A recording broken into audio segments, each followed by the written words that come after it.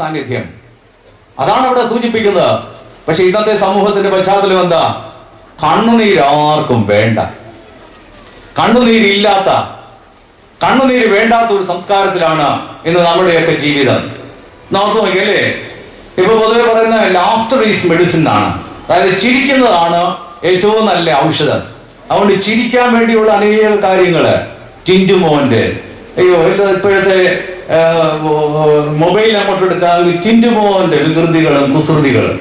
അപ്പൊ അത് വായിച്ച് ചിരിക്കുക കേട്ടോ. ഇപ്പൊ കാശ് കൊടുക്കണം. പണ്ട് ടിൻറ്റുമോൻ വരാൻ കാശ് വേണ്ടായിരുന്നു, ഇപ്പൊ 30 രൂപ കൊടുക്കണം. അതുകൊണ്ട് അതൊന്നും ഞാൻ കൊടുത്തിട്ടില്ലാത്തതുകൊണ്ട് ടിൻറ്റുമോനെ ഇപ്പൊ കിട്ടുന്നില്ല. മുമ്പ് ഇങ്ങനെ വരുമായിരുന്നു. അപ്പൊ ടിൻറ്റുമോനെ കൊണ്ട് ചിരിപ്പിക്കുക. ചിരിക്കും തളിയെ തളിക്കും ചിരിയെ കണ്ടിട്ട് ചിരിക്കുക. കോമഡി ഷോ കണ്ടി ചിരിക്കുക. ചിരിക്കുന്നതാണ് ഏറ്റവും പ്രധാനം. വേണ്ടാന്നും പറയുന്നില്ല. വൈദ്യശാസ്ത്രജ്ഞന്മാര് പറയുന്നതല്ലേ ചിരിക്കുന്നത് നല്ലതാണെന്ന്.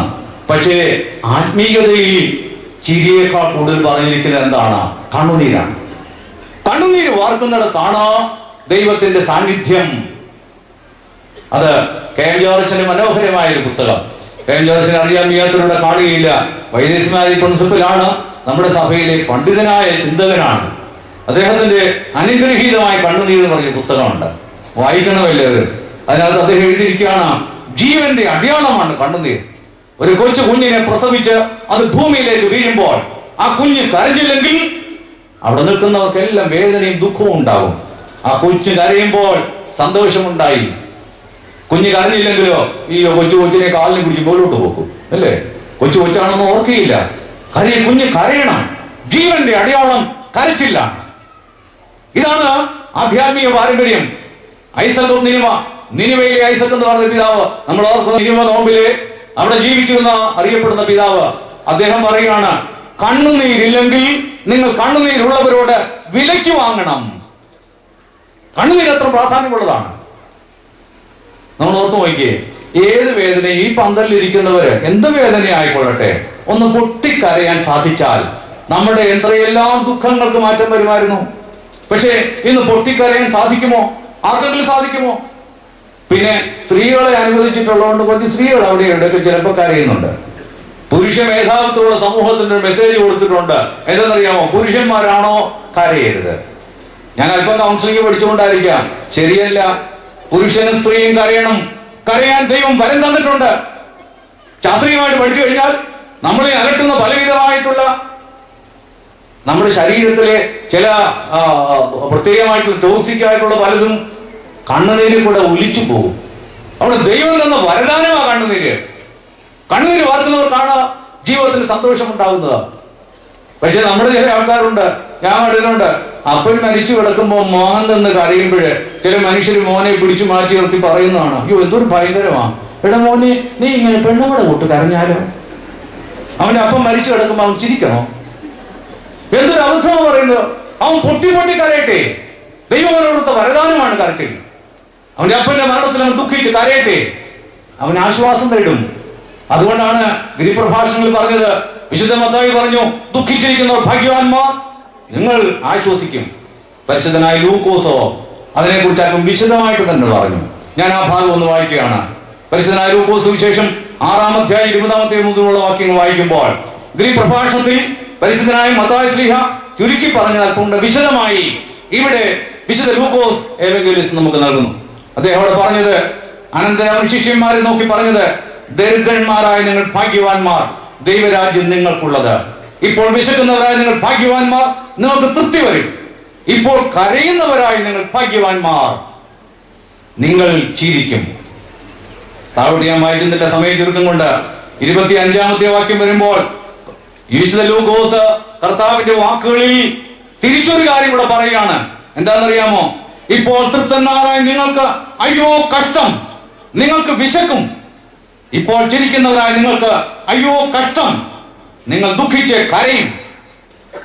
ഈ രണ്ടും കൂടെ ചേർത്താണ് ലൂക്കോസ് എവങ്കേലിസ്റ്റ് പറഞ്ഞത്.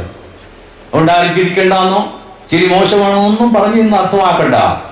ഹൃദയം നുറുങ്ങിയും മനസ്സ് തകർന്നു വീരിക്കുന്നതിന് അനുഭവം കണ്ണുനീരാണ്. ഈ കണ്ണുനീര് നിങ്ങളുടെ മേലിൽ നിന്നുണ്ടാകണം.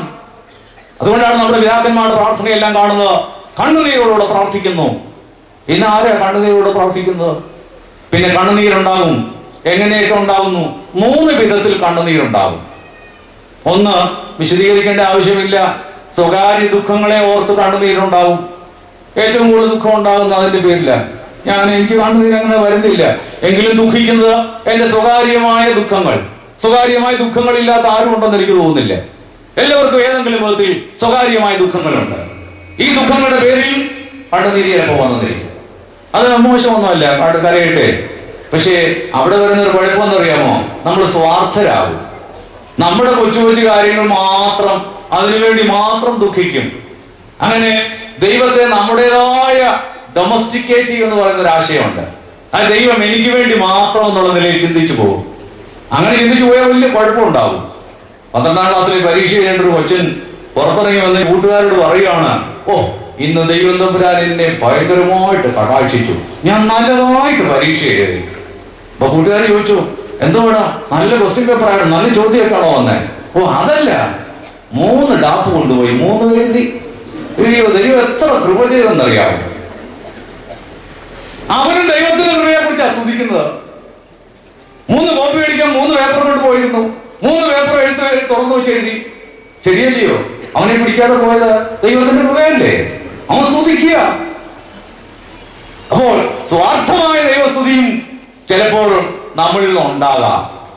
സ്വകാര്യ ദുഃഖങ്ങളിൽ മാത്രം നമ്മുടെ ജീവിതത്തെ തളച്ചിട്ട് കഴിഞ്ഞാൽ അവിടെ സ്വാർത്ഥത എന്ന് പറയുന്ന പാപം ഉണ്ടാകാൻ സാധ്യതയുണ്ട്. അതുകൊണ്ട് സ്വകാര്യ ദുഃഖങ്ങളിൽ വരുന്ന കണ്ണുനീര് മോശമാണെന്ന് ഞാൻ പറയുന്നില്ലെങ്കിലും അത് ഏറ്റവും താഴത്തെ പടിയുള്ള കണ്ണുനീര്. രണ്ടാമത്തെ പടിയുള്ള കണ്ണുനീര് എന്തറിയാമോ? പാപത്തെ കുറിച്ചുള്ള കണ്ണുനീർ. നിങ്ങളുടെ വിജയം മാക്കാമുന്ന് കൺവെൻഷൻ ഓരോ വർഷം കഴിയുമ്പോൾ ഈ കൺവെൻഷന്റെ വിജയം ഞാൻ പറയും, ഇവിടെ ഇരുന്ന് ചിലരുടെ ഹൃദയങ്ങൾ നീറണം, ദുഃഖിക്കണം, കരയണം, കണ്ണുനീർവാക്കണം. എന്താ സംഭവിച്ചത്? ഈ നമ്മൾ നോക്കുന്ന നിനിവ നോമ്പിന്റെ പശ്ചാത്തലത്തിലാണ്. നിനിവ നോമ്പിൽ എന്ത് സംഭവിച്ചു? രാജാവും പ്രജകളും മൃഗങ്ങളും ഒരുമിച്ച് ചേർന്ന് പശ്ചാത്തപിച്ച് അനുദപിച്ച് കരയുകയാണ്. ഈ പശ്ചാത്താപവും അനുതാപവുമാണ് ഇന്ന് ലോകത്തിനുണ്ടാകേണ്ടത്. ഇതൊന്നും ഉണ്ടാകുന്നുണ്ടോ? ഒത്തിരി തീർത്ഥാടനങ്ങൾ, ഒത്തിരി പെരുന്നാളുകൾ, ഒത്തിരി ഘോഷയാത്രകൾ, ഒത്തിരി സ്വീകരണ സമ്മേളനങ്ങൾ. എവിടെ മുറുകുന്ന ഹൃദയം? എവിടെ തകർക്കപ്പെടുന്ന ഹൃദയങ്ങൾ? എവിടെ പശ്ചാത്താപം? എവിടെ എവിടെയാണ് ലഭിച്ചു കരയുന്നത്? ഈ ഞാൻ പറഞ്ഞ കെ. എം. ജോർജിന്റെ പുസ്തകത്തിൽ മറ്റൊരു സംഭവം വിവരിക്കുന്നുണ്ട്. 1988 റഷ്യൻ സഭയുടെ 1000ാം ആണ്ട് കൊണ്ടാടുമ്പോൾ അവിടെ റഷ്യൻ അന്നത്തെ പ്രസിഡന്റ് ഗോർബച്ചോവ് വന്നിരുന്നു. പീമൻ പാത്രീസും ഗോർബച്ചോവും അടുത്തടുത്ത കസേരകളിൽ ഇരുന്ന് 1000ാം ആണ്ടിന്റെ സഹസ്രാബ്ദ ജൂബിലിയെ അഭിസംബോധന ചെയ്ത് പ്രസംഗിക്കുകയാണ്. ആ പ്രസംഗത്തിൽ ഗോർബച്ചോവ് ചെയ്ത ഒരു കാര്യം എന്ന് അറിയാമോ? സഭയോട് ക്ഷമ ചോദിച്ചു. 1917 ഒക്ടോബർ വിപ്ലവത്തിലൂടെ അവിടെ അധികാരത്തിൽ വന്ന ഗവൺമെന്റ് സാർ ചക്രവർത്തിമാരെ കൊന്നു, അവരുടെ കുടുംബത്തെ കൊന്നു, മേൽപ്പട്ടക്കാരെ പട്ടക്കാരെ കൊന്നു, അനേകം പേർ ജയിലടച്ചു, ദേവാലയങ്ങൾ പലവിധത്തിൽ സിനിമാശാലകളും മറ്റു പലതുമായി മാറ്റപ്പെട്ടു, സഭയെ പീഡിപ്പിച്ചു. പക്ഷെ സഭ ഉയർത്തെഴുന്നേറ്റു, ആ പീഡനത്തിൽ നിന്ന് ഉയർത്തെഴുന്നേറ്റു. ക്ലാസ്നിസ്റ്റ് പെരിസ്ട്രോയിക്ക എന്ന് പറഞ്ഞ നമ്മൾ കേട്ടിട്ടുണ്ടല്ലോ. ഗോർബച്ചോവിന്റെ കാലത്ത് അത് ഉയർത്തെഴുന്നേറ്റു. എന്നിട്ട് ഗോർബച്ചോവ് സഭയോട്, എന്റെ പൂർവികർ അത് സമത്വത്തിനും നീതിക്കും വേണ്ടി അവർ ചെയ്തതാണെങ്കിലും അവർ അതിക്രമം സഭയോട് കാണിച്ചു, ക്ഷമിക്കണം. ഗോർബച്ചോവ് സഭയോട് ക്ഷമ ചോദിച്ചു. അത് കഴിഞ്ഞപ്പോൾ പീമൻ പാത്രീസ് എഴുന്നേറ്റ് പറഞ്ഞു, ഞങ്ങൾ രാഷ്ട്രത്തോടും ക്ഷമ ചോദിക്കുന്നു. എന്തുകൊണ്ടെന്നാൽ സഭ ഞങ്ങളുടെ പൂർവികരും ദരിദ്രന്മാരെയും ദുഃഖിതരെയും വേദനിക്കുന്നവരെയും വിട്ടുകളഞ്ഞ് ലോകത്തിന്റെ പുറകെ സഭയും പോയി സഭയും ക്ഷമ ചോദിക്കുന്നു. എന്ത് മൂർത്തമായ നിമിഷങ്ങളാണെന്നറിയാമോ? സഭയും ലോകത്തോട് ക്ഷമ ചോദിക്കുന്നു, ലോകം സഭയോട് ക്ഷമ ചോദിക്കുന്നു. രണ്ടു കൂട്ടരും ക്ഷമ ചോദിക്കേണ്ട കാലഘട്ടത്തിലാണ് ജീവിക്കുന്നത്. ഈ രാഷ്ട്രത്തിന്റെ നേതാക്കന്മാർ ക്ഷമ ചോദിക്കണം. എന്തുമാത്രം അഴിമതികളുടെ കഥകളാണ് വരുന്നത്, കോടിക്കണക്കിന് അഴിമതികളുടെ കഥകൾ. ശരിയാണോ ഇല്ലയോ എന്ന് ന്യായം വിധിക്കുന്നില്ല, രാഷ്ട്രീയം പറയാൻ ആഗ്രഹിക്കുന്നില്ല. എങ്കിലും നമുക്കറിയാം, ഇത് ഇന്ത്യ ലോകത്തിൽ കറപ്ഷനുള്ള രാജ്യങ്ങളുടെ മുമ്പിലാണ്, വളരെ മുമ്പിലാണ് നിൽക്കുന്നത്. അപ്പോൾ എത്ര അഴിമതിയുടെ കഥകൾ! ലോകത്തിലെ നേതാക്കന്മാർ, രാഷ്ട്രത്തിലെ നേതാക്കന്മാർ ക്ഷമ ചോദിക്കേണ്ട കാലഘട്ടത്തിലാണ് ജീവിക്കുന്നത്. പക്ഷേ അവരുടെ രാഷ്ട്രീയ നിഘണ്ടുവിൽ ക്ഷമയെ കുറിച്ചുള്ള വാക്കില്ല, അനുതാപമില്ല, പശ്ചാത്താപമില്ല. അനുതാപവും പശ്ചാത്താപവും ഏത് നിഘണ്ടുവിലാണുള്ളത്? ക്രിസ്തീയ ദൈവവിശ്വാസത്തിലുണ്ട്. ക്രിസ്തീയ ആത്മീയതയിലുണ്ട്, വേദപുസ്തകത്തിലുണ്ട്, യേശു ക്രിസ്തുവിലുണ്ട്. യേശു തമ്പുരാൻ മുടിയും പുത്രന്റെ ഉപമയെ കുറിച്ച് പഠിപ്പിക്കുമ്പോൾ അതിന് മുമ്പായി 2 പ്രാവശ്യം കർത്താവ് പറയുന്നതായി വിശുദ്ധ ലൂക്കോസ് സുവിശേഷം 15-ാം അധ്യായത്തിൽ കാണുന്നു. എന്തവിടെ പറഞ്ഞു? നമ്മുടെ കർത്താവ് പറയുകയാണ്, അനുദപിക്കുന്ന ഒരു പാപിയെ ഓർത്ത് അനുതാപം ആവശ്യമില്ലാത്ത 99 നീതിമാന്മാരെക്കാൾ അധികം സ്വർഗം സന്തോഷിക്കും. അനുതാപത്തെ കുറിച്ച് കർത്താവ് ഇതിൽ കൂടുതൽ ശക്തമായിട്ട് പറയണോ? ഇതല്ലേ ജീവിതത്തിന്റെ അടിസ്ഥാനം? സഭയെ അനുദപിക്കേണ്ടതല്ലേ? ഇടവുകൾ അനുദപിക്കണ്ടേ? നിങ്ങൾ ഞാൻ വ്യക്തിപരമായിട്ട് അനുദപിക്കട്ടെ. നിങ്ങളുടെ എന്റെയും പാപവും നിങ്ങളുടെ എന്റെയും തിന്മയും എത്രമാത്രം അധികമായിരിക്കുന്നു. ഇവിടെ ഉണ്ടായിരിക്കുന്ന മ്ലേച്ഛതകളെല്ലാം ഇവിടെ 18-ാം സങ്കീർത്തനത്തിന്റെ അവസാന വാക്യത്തിൽ പറയുന്നുണ്ട്, മനുഷ്യപുത്രന്മാരുടെ ഇടയിൽ വഷളത്വം വർദ്ധിക്കുമ്പോൾ ദുഷ്ടന്മാർ പ്രബലപ്പെടുന്നു. ഞാൻ ഇന്നലെ ഇവിടുത്തെ ധ്യാന പ്രസംഗം നടത്തി. ഞാൻ കൊടുത്തൊരു വ്യാഖ്യാനം അതാണ്, മനുഷ്യപുത്രന്മാരുടെ ഇടയിൽ വഷളത്വം വർദ്ധിക്കുമ്പോൾ ദുഷ്ടന്മാർ പ്രബലപ്പെടുന്നു. ഈ ലോകത്തിൽ ദുഷ്ടന്മാർ പ്രബലപ്പെടുന്നുണ്ട്. നിങ്ങൾ ഞാനും ബലാത്സംഗത്തിനും കൊലപാതകത്തിനും പോകുന്നില്ലായിരിക്കാം, പക്ഷെ നമ്മുടെ ഇടയിൽ മനുഷ്യപുത്രന്മാരുടെ ഇടയിൽ വഷളത്വം വർദ്ധിക്കുന്നുണ്ട്, മദ്യപാനം വർദ്ധിക്കുന്നുണ്ട്, കുടുംബ കലഹങ്ങൾ വർദ്ധിക്കുന്നുണ്ട്, പലവിധ തീരുമാനങ്ങൾ വർദ്ധിക്കുന്നുണ്ട്. പുറത്തെ സമൂഹത്തിൽ അതൊരു ഭയാനകമായ ചിത്രം. ഇന്നലെ കണ്ടില്ലേ, 11 വയസ്സുള്ള ഒരു പെൺകുഞ്ഞിനെ സ്വന്തം പിതാവ് കനാലിൽ എറിഞ്ഞ് കൊന്നുകളയുന്ന ക്രൂരമായ ചിത്രം. എത്ര ഭയങ്കരമാണ് ഇത്! ഭീകരമാണ് ഈ ചിത്രം. ഇതിന്റെ അടിസ്ഥാനം എന്താ? അനുദപിക്കേണ്ട സമൂഹങ്ങൾ ആദ്യം അനുദപിക്കണം. അതിനാണ് നിനിവേ മുമ്പ് എല്ലാവരും അനുദപിക്കണം ഈ ലോകത്തിൽ. പക്ഷെ അനുതാപം എന്നുള്ള വാക്ക് ഞാൻ പറഞ്ഞതുപോലെ മറ്റുള്ളവർക്ക് ഇല്ലാത്തത് കൊണ്ട്, അവരുടെ നിഘണ്ടുവിൽ ഇല്ലാത്തതുകൊണ്ട് അനുതാപം എന്നുള്ള വാക്ക് വളരെ ശക്തമായി നമ്മെ പഠിപ്പിച്ചിരിക്കുന്ന പശ്ചാത്തലം പാപം വളരെ ഗൗരവമായിട്ട് എടുക്കണമെന്നാണ് യേശു ക്രിസ്തുവിന്റെ ജീവിതം പഠിപ്പിക്കുന്നത്. എന്താണ്? കർത്താവ് ലോകത്തിൽ മനുഷ്യാവതാരം ചെയ്തതിനു വേണ്ടി ലോകത്തിന്റെ പാപത്തെ ചുമക്കുന്ന ദൈവത്തിന്റെ കുഞ്ഞാടെന്നാണ് യേശു തമ്പുരാനെ സ്നാപക യോഹന്നാൻ നോക്കി വിളിച്ചത്. ദൈവം തമ്പുരാൻ ഈ ലോകത്തിൽ ചെയ്തെന്താണ്? പാപത്തിനുള്ള വിടുതലാണ്. അതുകൊണ്ട് ആത്മീയതയുടെ അടിത്തറ എന്താണ്? പാപത്തെ കുറിച്ചുള്ള അനുതാപമാണ്, പശ്ചാത്താപമാണ്. ആർക്കെങ്കിലും ഉണ്ടോ ഇന്ന് നമ്മുടെ സഭയിൽ? ഇവിടെ കൗൺസിലിംഗ് വേണം വേണ്ട എന്ന് ഞാൻ പറയുന്നില്ല. ഞാനിപ്പോ കൗൺസിലിംഗ് പഠിച്ചാണ്ട് അതിന്റെ കൂടെ ഒക്കെ ഞാൻ പറയും. പക്ഷേ ഒരു കാര്യം മനസ്സിലാക്കണം, നമ്മുടെ സഭയിൽ നിന്ന് ഏറ്റവും ഇല്ലാതെ പോയിരിക്കുന്ന ഒരു കൂദാശയാണെന്നറിയാമോ? അനുതാപത്തിന്റെ കൂദാശ. വിശുദ്ധ കുമ്പസാരം ആർക്കും വേണ്ട. നടത്താൻ ഞങ്ങൾക്കും പ്രയാസം, കുമ്പസാരിക്കാൻ നിങ്ങൾക്കും പ്രയാസം. പിന്നെ കുമ്പസാരിക്കുക എപ്പോഴാ? വലിയ നോയമ്പ് വരുമ്പോ ഒരു കുമ്പസാരൻ. പിന്നെ ചിലയിടത്തുണ്ട്, ചിലർ കുമ്പസാരിക്കും, ചില പുരുഷന്മാർ. മക്കാമ്പത്തിലിരിക്കുന്ന ഭക്തജനങ്ങളല്ല കേട്ടോ, അവരെ ഓർത്ത് എനിക്ക് പറയാൻ ഒക്കുന്നില്ല. എങ്കിൽ നമ്മുടെ പള്ളിയിൽ ചിലയിടത്തോളം നടക്കുന്ന ചില പുരുഷന്മാർ കുമ്പസാരിക്കുകയും കുർബാന കൊള്ളുകയും എന്തിനാ? പൊതുയോഗത്തിലിരിക്കാൻ വേണ്ടി. ഒരു വലിയ പള്ളിയിൽ ഒരാള് അച്ഛനെടുക്കൽ വന്ന് കുമ്പസാരിച്ചു. അച്ഛനെടുക്കൽ വന്ന് കുമ്പസാരിച്ചപ്പോഴ് പിറ്റേ ദിവസം വന്ന് ഇയാൾ കുർബാന അനുഭവിച്ചില്ല.